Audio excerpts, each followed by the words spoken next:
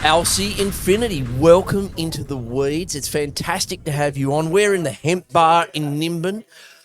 Your organisation is the Raëlians. Yeah. Tell us about it. Tell us about what you believe and what your organisation does. Okay, the Raëlians have been founded. The Raëlian Movement has been founded by someone called Raël, who is still alive. He lives in Japan at the moment. 50 years ago, he has had the chance to go to another planet, almost to the day, because we'll celebrate the 50th anniversary on the 7th of October this year.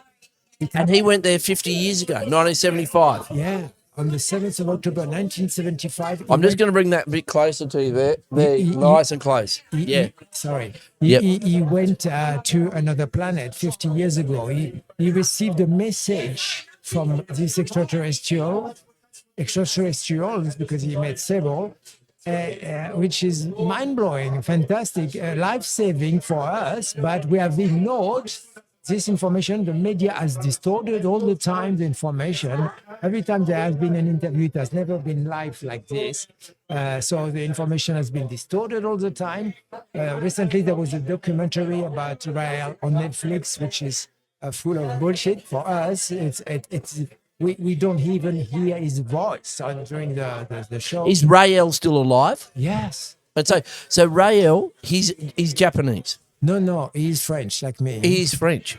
Originally, I am French. I am Australian as well. Okay. But yeah, he has had the chance to go to another planet. So far, he's the only man on Earth who claims to have gone to another world. To another planet. Tell us about what happened to him. How did he end up being on another planet? So what happened to him, he met an extraterrestrial first 2 years before, on the 13th of December 1973, in a volcano in France.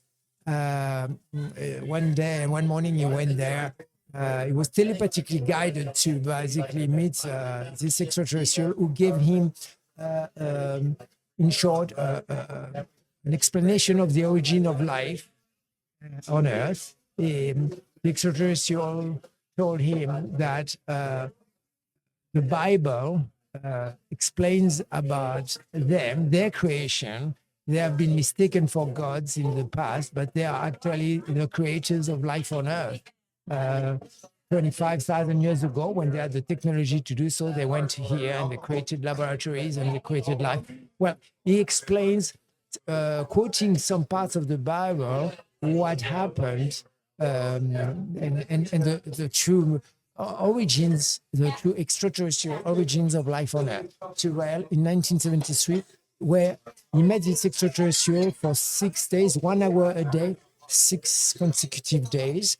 And then he was given the mission to spread this information across the world, which he did. And 2 years later, in 1975, he met the same extraterrestrial again. And this time, he was given a lot more information and even taken to their world where he witnessed amazing technology. Tell us about these extraterrestrials. What do they look like? They look actually a little bit like Japanese or Oriental people with almond-shaped eyes, smaller than us, about 1.20 meters. Their height is smaller. They can look a little bit like children, but they are adults. Yeah, first he thought, oh, this is a child. Are they clothed? Are they wearing clothes? Are they wearing what are they dressed? On the planet, they wear all kind of sensual clothes, yes, or they are naked. So they want to be naked. They are free to be naked on their planet. Are they male and female? Are Yes. they like there's sexes? Yes, of course, they are humans. They are compatible with us. In fact, they have mated in the past with humans. They've mated with humans. Yes. We can have sex with them. Yes. In fact, Raël himself is the son of one of them. In fact, the son of the extraterrestrial he met the first time, called Yahweh, is the son of Yahweh and a woman from the earth. So by he's proving himself that we are compatible. He's human. So Raël, 2 years later, after meeting this extraterrestrial, says this is how the system is. He goes to the other planet. What's the planet? Where is it? So they didn't say exactly where they are. They are in our galaxy, but they didn't say the solar system where they live. Some people think have hypotheses, but according to the position of pyramids, some people think it might be Orion, the Orion constellation. We don't know. We know that it is closer to us than we think. We know they have told us that the stars are actually closer from us than we believe. So How did he get there? he got there very quickly. But how did he In a survive? spaceship. In a They ship took- wasn't like it wasn't like astral traveling or something like that. No, But he it was- physically was yeah. there Yeah. It in a was quite- spaceship. Yeah, absolutely. It was like a flattened bell, silver metallic looking, shiny silver metal. And, the first encounter, he saw little steps going down under the spaceship and he went up. Inside, he couldn't see any control panel. It was transparent. The walls were transparent. So they have a technology which can be invisible, inside the spaceship. They can make the walls transparent, and this is very advanced. They have 25,000 years of scientific advance on us. So you can imagine with the acceleration of science how incredible it is. The best, the most creative of us cannot imagine what they are able to do. And what did Raël see when he gets to this planet? Like, what was the planet like? Was the planet did he have to wear a spacesuit? Can he breathe the air? Good question. Yes, he could. He could breathe the air. Yes. So was it like Earth? The planet like water, oceans, not frozen? It or was like heaven for him. It was paradisical, It was full of harmony, and it was looking magical, fantastic. and how did people live? How do people live? So they were using. He used a special bell to fly actually to an area where he met about 40 prophets who have been alive on Earth. So they have recreated prophets on this planet, and he has had the chance to meet with them and have lunch with them and some discussions with some of them. So he had a very special adventure, which one day it will be a movie, and it will be the best movie. What ever. was their technology like? What do they live in? Is it like Very advanced. They live in cities which look like mountains. Contrary to us, we spread on large areas. Their cities have about 500,000 inhabitants, and they are building like a mountain so they don't invade nature. That's what he was told. what about the nature? Like what are there animals like us there? Trees, this sort of thing. animals. Rivers. Yes, absolutely. It's Did he describe them? Is there like did he describe animals, birds? Forest. He flew over forest and he saw flying animals. It was looking magical, like a fairy tale, really. So he goes there, he meets these people, he gets this message, Yeah. then he's back here. Yes. How long was he there for? 24 hours. 24 hours. Yes. Amazing. Amazing. 24 hours, comes back, and then what's he telling people now? What is the message? So the For people? message is the most interesting part, of course, the adventure, to go there, one thing he has been shown is a clone of himself. They made a clone. They took a cell from his forehead and they created a clone in front of his eyes. So they told him that they have mastered the cloning technology. They can build new bodies and transfer the memory at the time of the death. That's how they access eternal life.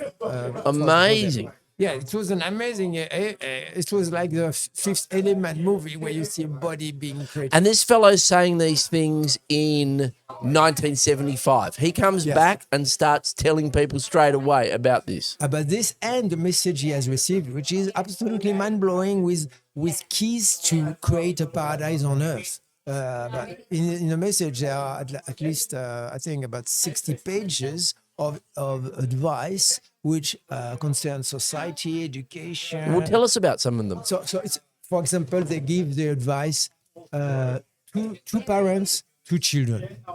That's what they use on their planet to control the growth of the population. There could be exception in one direction or another, but that's the rule for everyone. And this is a clever way to stabilize. If we had applied this simple advice at the time they gave it to us in 1973 already,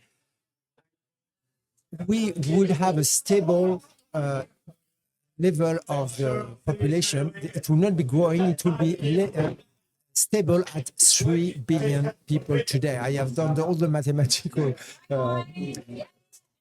calculations to prove this. So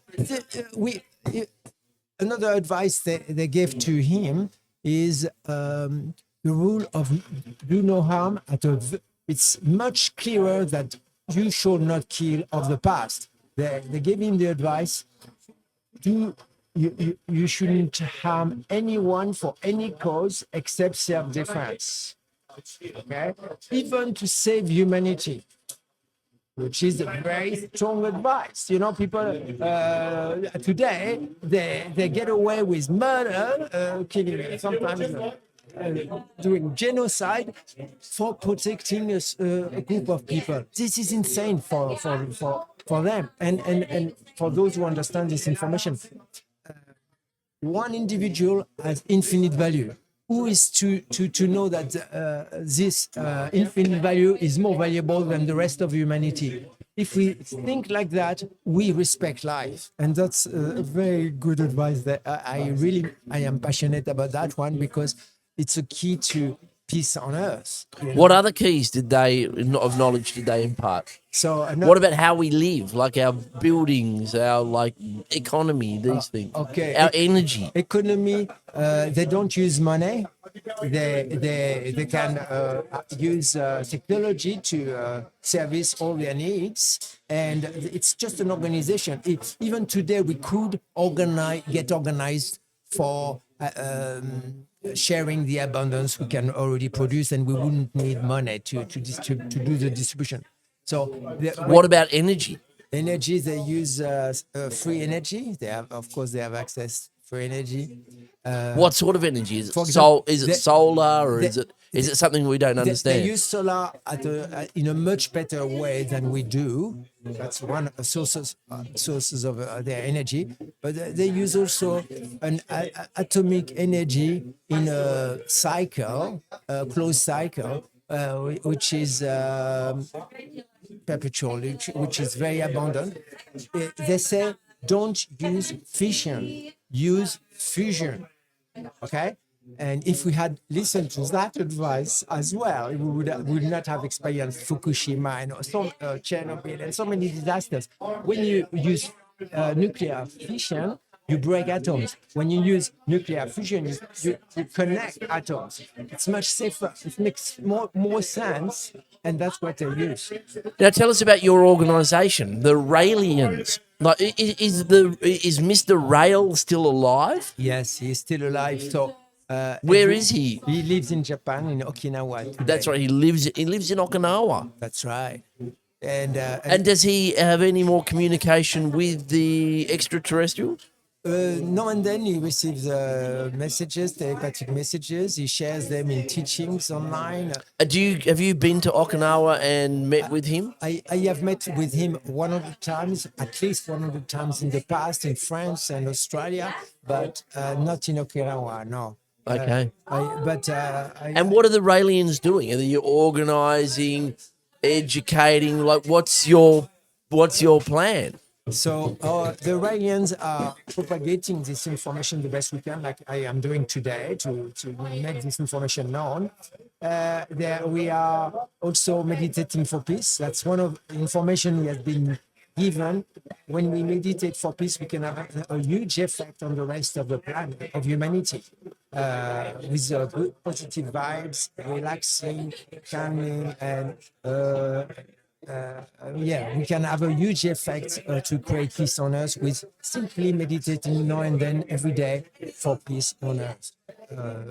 Everyone their own way. And so Raëlians do that too. Our mission is to also build an embassy, apart from spreading this message, to build an embassy in neutral territory where they will be able to come peacefully, because it will be their land.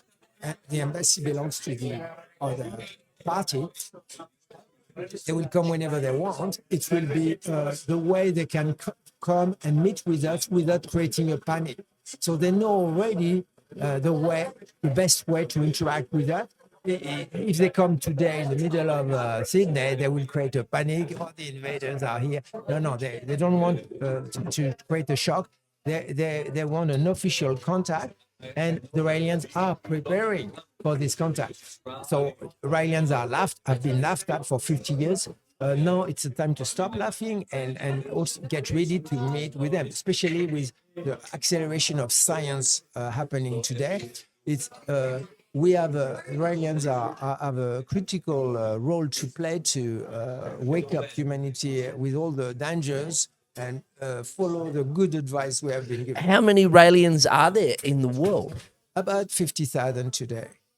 Not many, about maybe a few hundred in Australia.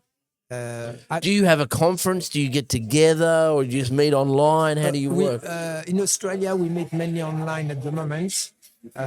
Since COVID, we have locally we have regional meetings with Israelis, but we have international conventions regularly. The next one will be in Okinawa for the 50th anniversary of the second encounter. So it will be the 7th of October, 1975. It will be a big gathering of Raëlians. And you're going to that one?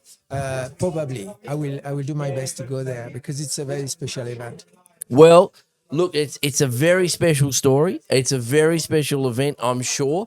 Look, I really appreciate you sharing the information about Raëlians, the extraterrestrials. Thank you so much for joining Into the Weeds, telling your story. Remember, folks, to like and subscribe for more of this extraterrestrial content. Thank you so much. That was really interesting.